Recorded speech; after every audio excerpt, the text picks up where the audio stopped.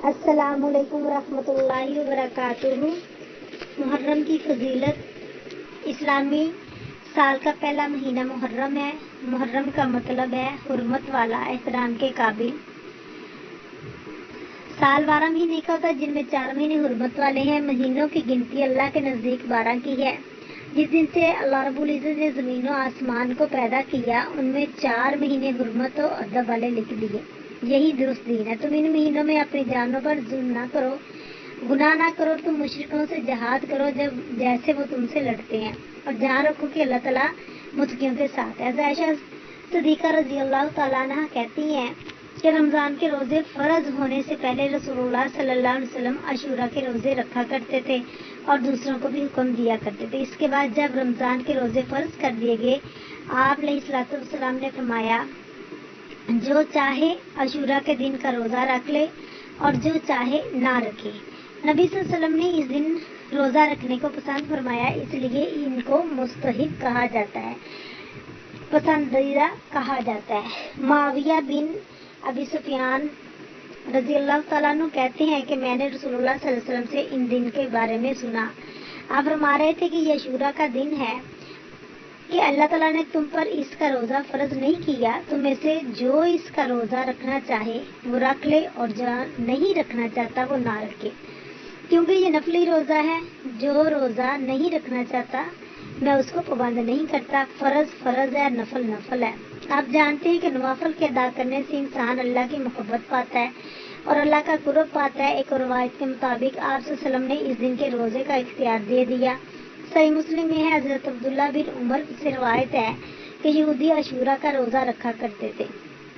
مسلمان اور نبی صلی اللہ علیہ وسلم رمضان کی فرضیت سے پہلے اس دن کا روزہ رکھا کرتے تھے۔ رمضان کے فرض ہونے کے بعد رسول اللہ صلی اللہ علیہ وسلم نے فرمایا عاشورہ بھی اللہ کے دنوں میں سے دن ہے، جو چاہے اس کا روزہ رکھے، جو چاہے چھوڑ دے، لیکن یہ یاد رہے کہ عرفہ کا روزہ عاشورہ کے روزے سے افضل ہے۔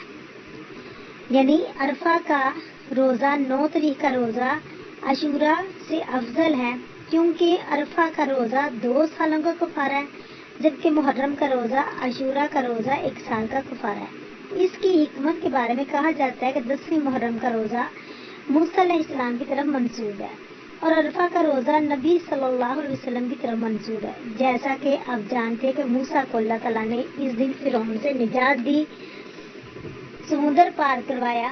فرعون سے آزادی کے لیے موسیٰ علیہ السلام شکرانے کا روزہ رکھا کرتے تھے۔ یہ ہماری شریعت کے خصائص میں سے ہے کہ نبی صلی اللہ علیہ وسلم کی طرف جو چیز منسوب ہو جاتی ہے اس کا اجر زیادہ کر دیا جاتا ہے۔ ویسے بھی اس امت کا اجر باقی امتوں کے اجر سے زیادہ کر دیا گیا ہے۔ اسی طرح کچھ اور وجوہات بھی بتائی گئی ہیں۔ کہا جاتا ہے کہ عرفہ کا دن حرمت کے درمیانی مہینوں میں سے ہے،